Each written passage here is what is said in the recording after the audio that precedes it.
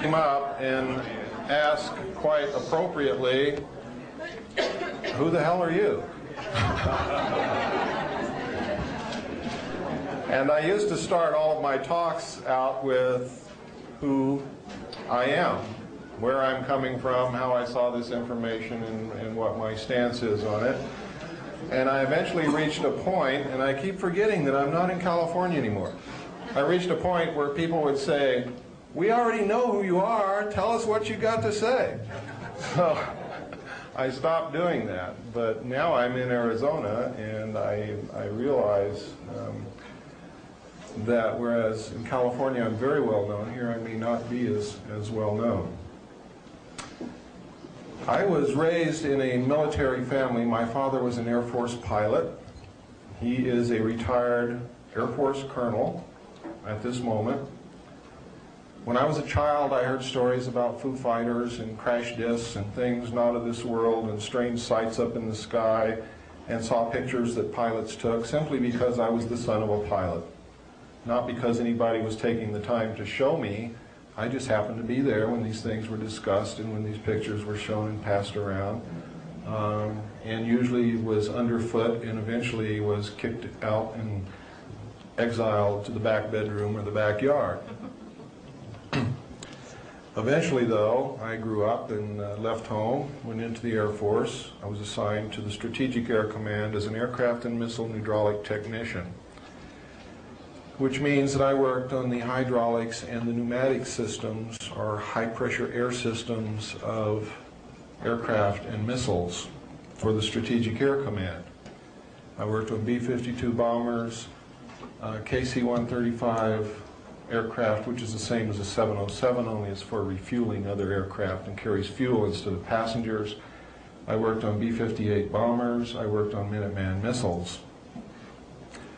During the time, both when I was in school learning my trade in the Air Force and the time that I was on the job, I met people who had taken part in crash disk recoveries, and usually at the Airmen's Club or in some bar downtown or someplace, because I was a young man then, and that's where you could usually find me, with a beer in my hand looking for a girl. And if there wasn't a girl around, we lied to each other a lot. And generally, these stories I thought to be a lie until later years when I realized that these guys had been telling me the truth, and I could kick myself in the head because I had not written it down. I had not pressed them for more information at a time when they were willing to talk to me for some reason or other. When I left the Air Force, I went into the Navy, and really I'd planned to just skip from service to service. I was a pretty crazy young kid. I was gung-ho. I was raised on John Wayne movies and Sergeant Rock comic books. I came from a military family. My whole family was in the military service. Uncles, grandfathers, brother, everybody. We were service people. We were government people. We were patriots. We cared. We believed that the best thing that a man or a woman could do was to serve their country. When I went in the Navy, I volunteered for submarines because that was the weirdest thing you could do. And I was pretty weird. And I thought it would be neat to sleep underwater. So I did. while I was on submarines, being junior in the Navy, real junior, I had to stand lookout watches. Lookouts are well-trained professional observers. They are not just someone that they grab out of the galley and stick it there with a pair of binoculars. You are well trained, because before you yell to the officer of the deck that you got to shoot at something coming at you off the port beam, you got to know that that's really the enemy and not the admiral coming out for a visit. And that's really the main reason for it.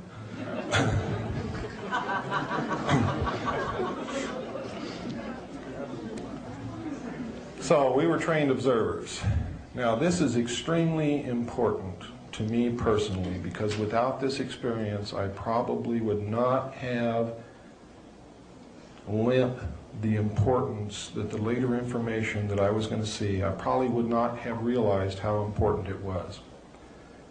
While on lookout between the Portland-Seattle area and the Pearl Harbor area, while we were traveling on the surface as port lookout, I saw a craft the size of an aircraft carrier exit the water at a range of approximately 2.5 nautical miles off the port quarter. The port quarter is approximately 45 relative degrees off the port bow. Port is your left. Left, port wine is red. That's where the red light is on a ship. Okay, now we got through that. I was stunned. I knew that I had just seen something that was absolutely incredible, and nobody in the world would believe that I saw it, and nobody else saw it. And I was faced with the dilemma. I'm the port lookout. Something just came up out of the water that could destroy us in a second. It was a machine. It was intelligently guided. I knew this. It was as big as an aircraft carrier. It was the most important, earth-shattering thing that had ever happened to me in my life, because I saw it, I realized what it was, I knew I wasn't dreaming, there was nobody around who could be manipulating me in any way, shape, or form, and it was my responsibility to report this. Are you kidding? I'm going to tell the man who writes my performance report that I just saw this thing come out of the water? You got to be nuts. But I had a responsibility to the safety of the ship, the boat, which we call submarines boats, not ships, to the boat and to the crew. So I had to devise a method to report this. And what I did was I told the officer of the deck, Ensign Ball, I said, Ensign Ball, I saw something about 2.5 nautical miles off the port quarter, but it just flashed and I don't know what it was. Could you please help me scour that area to see if we can find it again? Now, I didn't really believe that this thing was going to show up again at all. Well, the starboard lookout heard this conversation, and he turned around and started looking too, which he shouldn't have done, because you're never supposed to desert your own field of responsibility, but he did. At about that time, the object came, or this object, or another one just like it, came back down out of the clouds and entered the water. Ensign Ball dropped his binoculars, dropped his jaw, and turned around and just stared at me and didn't say a word. And then he turned back around and he just stared off into space for a couple of minutes. And then he turned around and looked at me again. And he said, "This had to happen on my watch."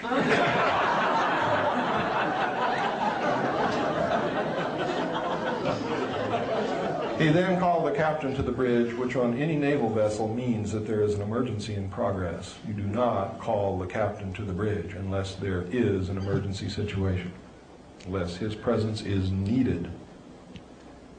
If you call the captain to the bridge and his presence is not needed, you are in deep, deep, deeper than the submarine will dive to trouble.